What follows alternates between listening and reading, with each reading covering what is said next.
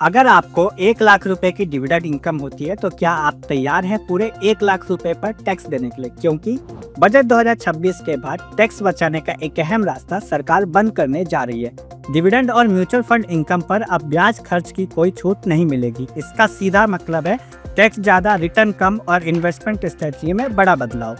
नमस्कार, बात पैसे की में हम बजट 2026 के उस प्रस्ताव को आसान भाषा में समझेंगे जो खास तौर पर डिविडेंड और म्यूचुअल फंड निवेशकों की जेब पर असर डालेगा।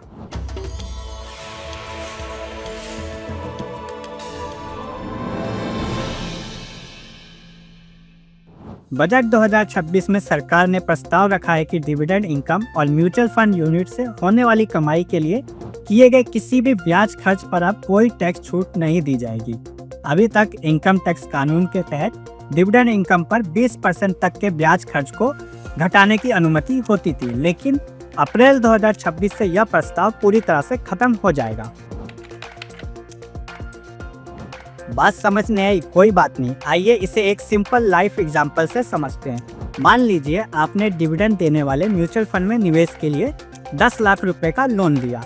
लोन पर ब्याज की दर 8% है, तो आपका सालाना ब्याज हुआ करीब 80,000 रुपए। सालाना डिविडेंड से आपकी कमाई हुई 1 लाख रुपए। पुराने नियम में 1 लाख रुपए की डिविडेंड इनकम में से 80,000 रुपए का ब्याज खर्च घटा दिया जाता था, तो बचते हैं कुल 20,000 रुपए। बस आपको इसी 20,000 रुपए के मुनाफे पर टैक्स देना होता था।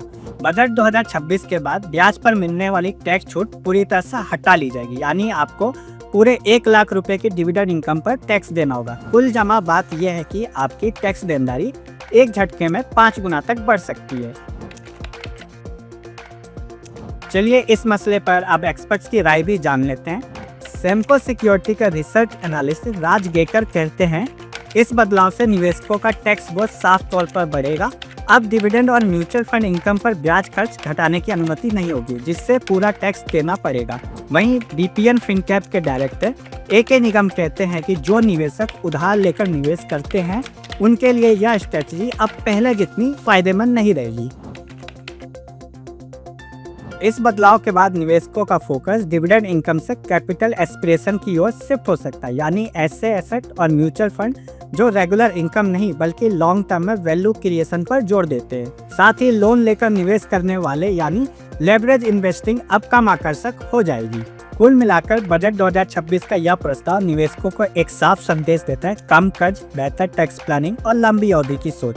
अगर आप डिविडेंड या म्यूचुअल फंड निवेशक हैं तो अब वक्त है अपनी स्ट्रेटेजी पर दोबारा नजर डालने का। वीडियो पसंद आया हो तो लाइक करें, शेयर करें और ऐसे ही आसान फाइनेंस एनालिसिस के लिए चैनल को सब्सक्राइब जरूर करें।